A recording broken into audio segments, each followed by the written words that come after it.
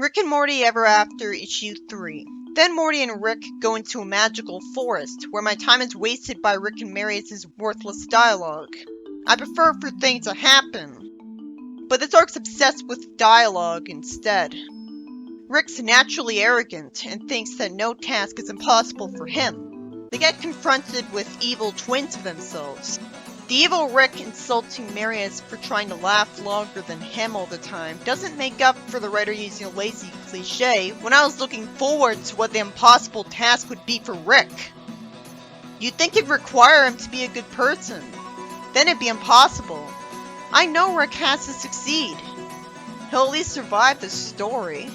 Rick looks in his bag for stuff that would work, and then asks the evil Rick questions that he'd never know the answer to. He first asks what he almost destroyed the world with that one time, because he doesn't have any tools to succeed with, and is thinking back to the powerful weapons he used to use. But why would he mention the neutrino bomb when he doesn't want to destroy this entire world? That'd be overkill. And destroy him and Morty too. Why would he ask him this, when he knew the answer and couldn't make a neutrino bomb here? He conveniently finds out that because he knows things he shouldn't, because he happened to ask this question, none of this is real, and all of this has been created by Morty and Rick. It's all a combination of what they know about stories. I said that had to be the case from the start. It'd make more logical sense than them actually being in a book. What took Rick so long to figure it out? At least this arc is doing something the show never did, instead of lazily stealing one of its ideas to milk out a story arc. Like there's a Snuffles arc as well, and I don't know why they're not just doing something original instead, like most of the Rick and Morty comic used to do. It comes off complete with the Worlds Apart arc having the slut dragons of all things come back. Like, it seems to mark insecurity.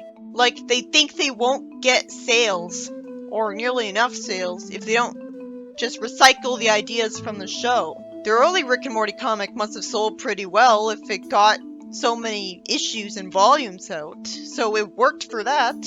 Rick says that he can make up whatever he wants, but he summons a harmless cat out of nowhere instead of effortlessly taking control of reality. How would he mess this up? He's told that nobody's more capable of ruining the world than himself.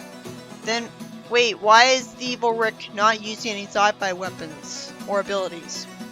Isn't he just, like, doing completely unmemorable things? At that point, he might as well not look like Rick at all. Then Marius suddenly has his sword get covered in fire and saves both of their lives. That's convenient. What took him so long to do this? I'm too distracted by this and the fact that most of the time Marius does nothing, so he doesn't entirely make up for him being there. I guess his naiveness has charm.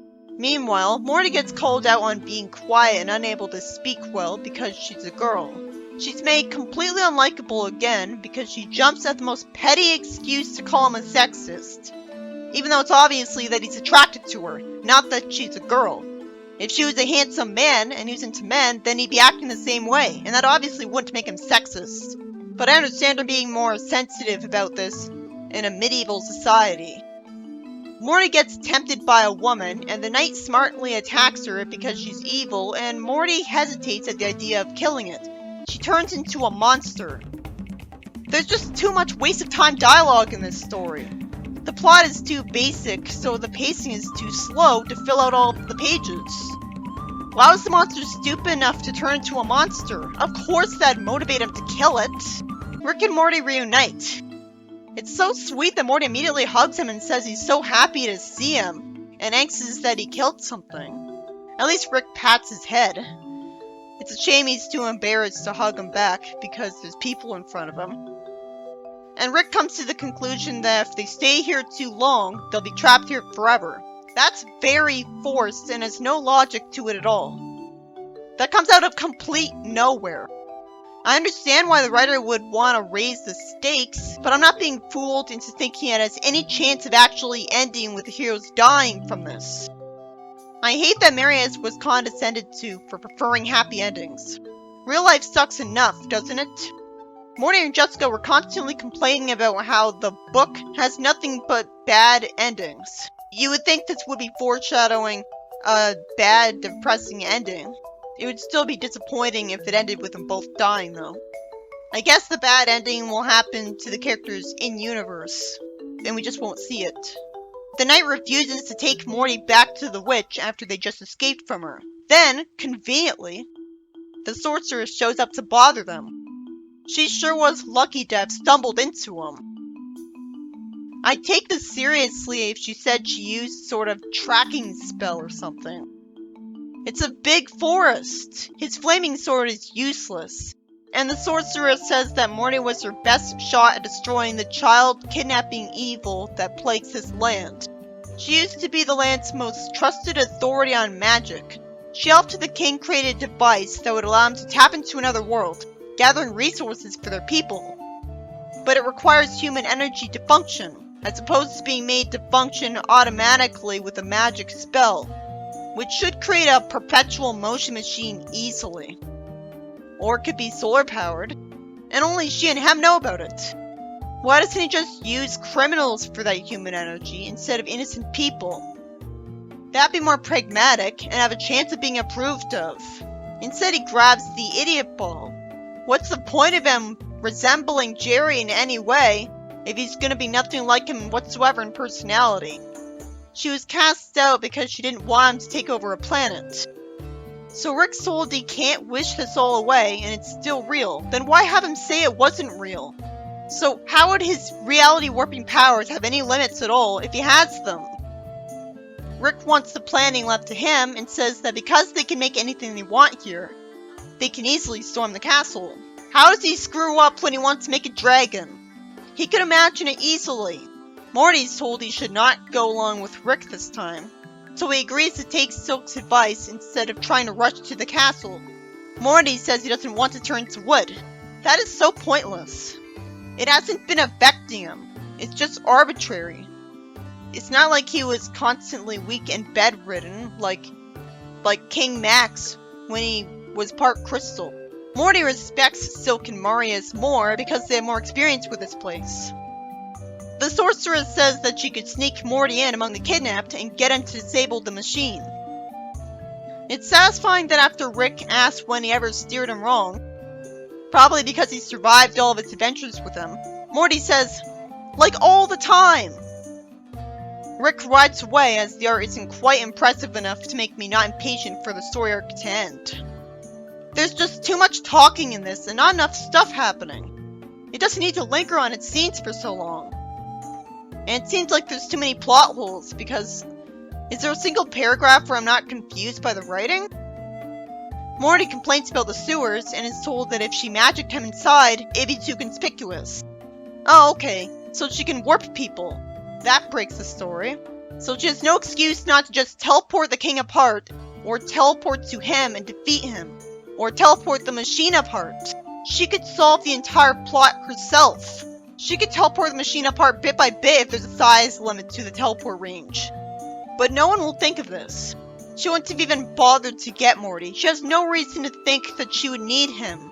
Then my time's wasted even more as Morty finally admits she looks like Jessica. She threatens him horribly because she'd be opposed to him taking a shortcut to love. But of course, she can't find out about the love potion episode, because then she might actually beat him up. After that threat, making her look too much like a jerk, I'm still cynical about the scene when she gives him good advice. Morty sees that the king looks like his dad, because Rick hates Jerry, and he assumes Jerry isn't actually evil here, so he considers talking to him. Even though if he's going through with this child labor plan, he's clearly hopeless. The tower gets damaged, and the knights are sent out because he's aware they're under attack. It's all because of Rick storming in. What is the point of Rick being a wizard if he barely uses his powers? Rick's an idiot in this story, the sorceress is an idiot in this story, and Silk is. And Marius was an idiot by blindly trusting the king until now. Rick calls him out on his child labor. Oh, but it's okay for him to do it, isn't it? But still, that's good to write. Eventually, Morty gets grabbed and threatened, and go figure, Jerry can't be talked out of this. A button gets pressed, crumbling another one of the king's own towers. But he's fine with that. Morty says to get them to that machine, and the sorceress takes them there. And that machine is recognized by Rick as the one that got them to this book. The sorceress kicks the king to keep him distracted, and all Morty has to do is press a button to go home.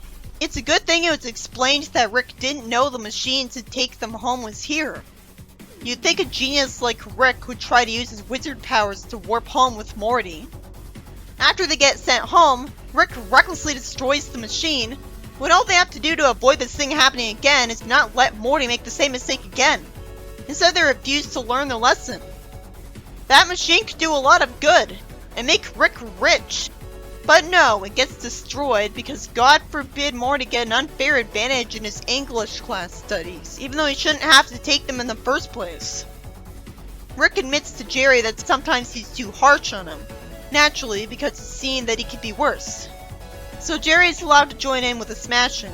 The story ends with Morty saying no to going in a car ride with Jessica. So that was it?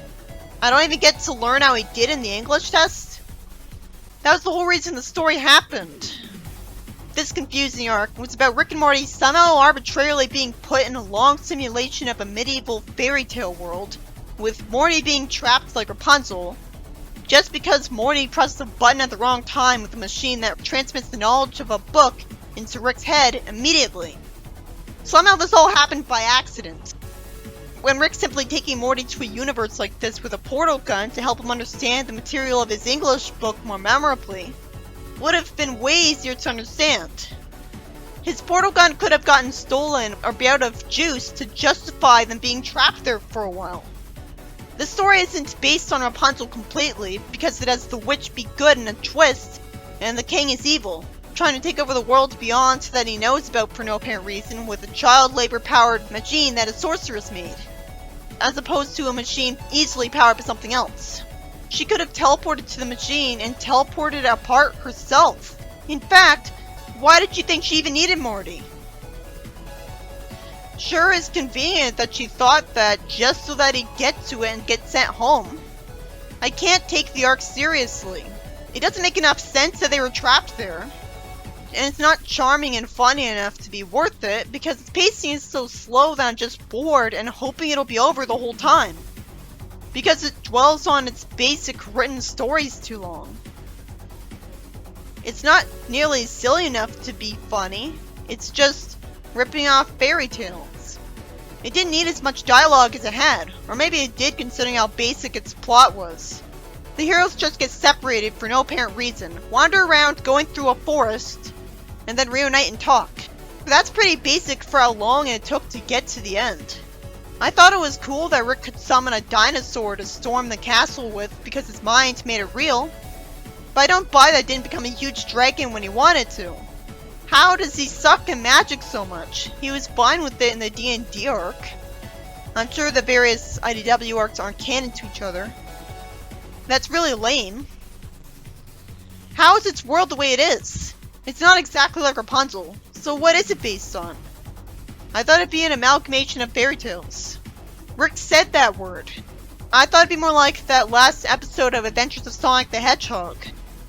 That'd have been more interesting and charming than this. At least that show is usually charming to look at. It wouldn't have killed the writer to replace the word children with the words children and teenagers. Meaning that it makes sense that Morty would still be kidnapped by the sorceress. Who is completely unlikable, by the way. And somehow all this happened because Rick wanted Morty to ace his English test. And you'd think he'd succeed, but no. The writer forced things to go wrong for the plot when Rick just proved the machine could work fine. So that feels unrealistic. Not as unrealistic as the machine even working when he just puts the actual book there, when it couldn't be plugged into anything. I could understand it working if he had the data of the book in a computer. It's not like he puts a microchip in it or anything.